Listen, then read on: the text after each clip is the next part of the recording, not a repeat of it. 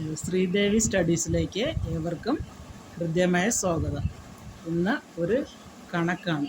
5 hours 20 minutes equals dash minutes. ഇതാണ് നമ്മുടെ question. 1 hour is equal to 60 minutes. Therefore 5 hours equals 60 into 5 equals 300 minutes. 5 hours 20 minutes equals 300 plus 20 equals 320 minutes.